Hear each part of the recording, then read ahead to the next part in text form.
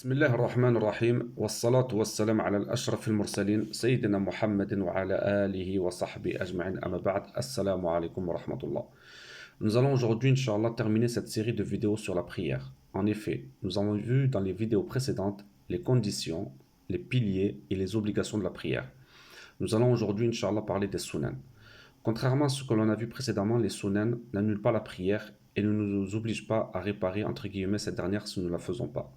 Cependant, les sunan nous permettent d'avoir davantage de mérite et de récompenses car elles ont été effectuées par le prophète Mohammed sallallahu alayhi wa sallam. Pour ne pas être trop long, car celles-ci sont nombreuses, nous n'en citerons que 15. Il faut également savoir que les sunan se divisent en deux, sunan al-aqwal ou sunan al-af'al. Donc les sunan des dires et des paroles du prophète sallallahu alayhi wa sallam durant la prière et les sunan par les actes qu'il a effectués durant celle-ci. La première est l'invocation d'ouverture, dua al-istiftah. On peut dire par exemple Subhanak Allahumma bihamdik wa tabarak asmuk wa ta'ala jadduk wa la ilaha ghayruk. Ensuite, la deuxième, c'est poser la main droite sur la main gauche contre la poitrine pendant la station debout avant l'inclinaison al-ruku'. Elle cède n'est pas recommandée et est détestable. C'est le fait de laisser les bras tomber le long du corps.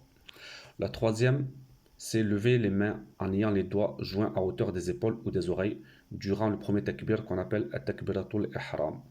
Durant l'inclinaison, le redressement après l'inclinaison et le redressement pour la troisième raka'a juste après le dernier tashahhud. Dire plus d'une fois l'invocation et l'inclinaison et celle de la prosternation, comme lorsqu'on dit Subhanallah, Subhana Rabbil A'la et Subhanallah al-Azim. La cinquième est de dire plus d'une fois l'invocation entre les deux prosternations, Rabbi ghfirli. La sixième, tenir la tête bien droite dans le prolongement du dos durant l'inclinaison. La septième, éloigner les bras du corps et le ventre des cuisses pendant la prosternation.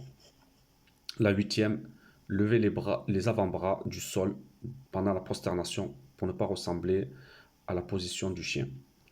La neuvième, s'asseoir sur la jambe gauche en posant le pied droit verticalement perpendiculaire au sol pendant le premier tashahhud et entre les deux prosternations.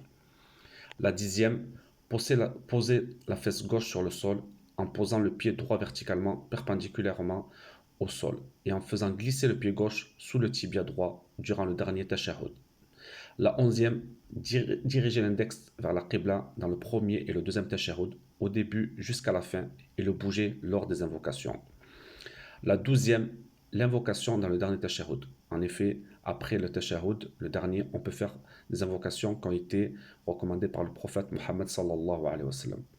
La treizième, réciter à haute voix dans la prière de l'aube, al-fajr, et dans les deux premières raka'a des prières du coucher du soleil, al-maghrib ou al-isha. La quatorzième, réciter à voix basse dans les prières de dhuhr et de l'asr. Dans la troisième raka'a de la prière du coucher du soleil al-maghrib et dans les deux dernières raka'a de la prière de l'isha.